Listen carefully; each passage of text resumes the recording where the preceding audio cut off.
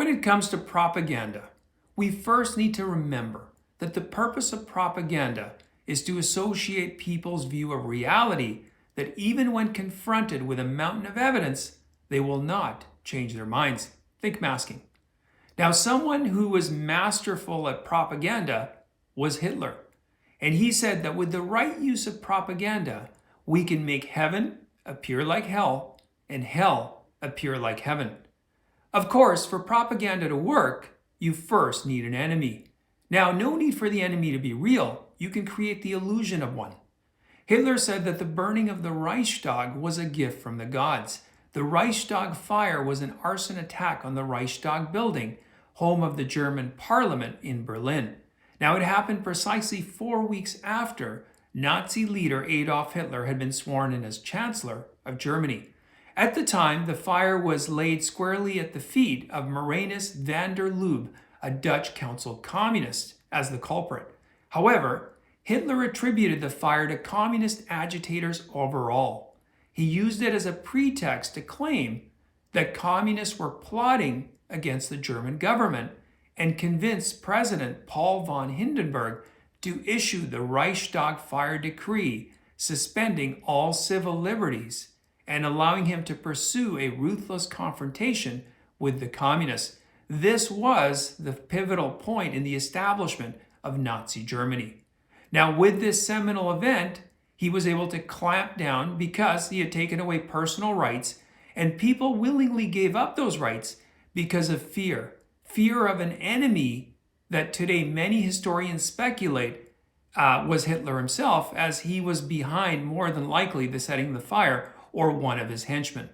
But the point to be made is simply this, that language is used in such a way to bring the changes those advocating for the very changes would like to see.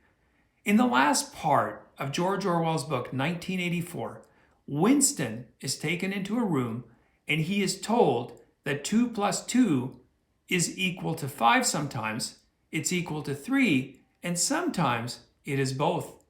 Now, I've thought about that, and at the end of the book, you remember he ends up loving Big Brother, in spite of all of this, which is fascinating.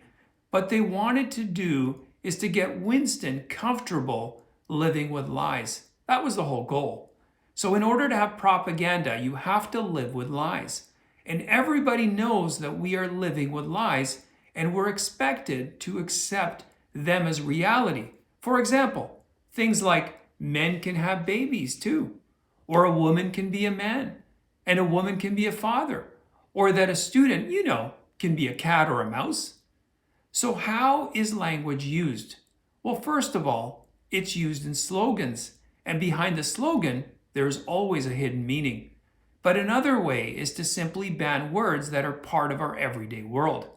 For example, you can't say policeman, you can't say freshman, you can't say fisherman, and we can go on and on down the list.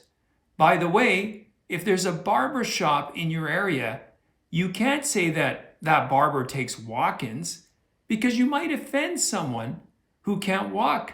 After all, there are people in wheelchairs, you heartless SOB. So, what's the intentions here? Is it to elevate the discussion? Of course not. It is intended to shut down the discussion. It is intended to silence everyone. Nobody knows what's right and what's wrong. Are you right or wrong? Who knows? It changes by the minute. So today, we can still go into a restaurant and ask for a menu? Menu? Or can a woman still get a manicure? They want nobody to know what's right, what's up, what's down. Orwell points out words are used to narrow the realm of thought in such a way that you are in this ditch, so to speak, and you can't get out of it. And eventually, you won't even have the vocabulary to get out of it, which will ultimately lead to self-censorship. You'll just stop speaking in general. Another idea that we must also consider is how words are used in such a way that you don't have to discuss ideas, you transfer them and they become mental states of mind. For example, if you're watching my video and you're pro-life, then this must mean you hate women. You believe in strong borders?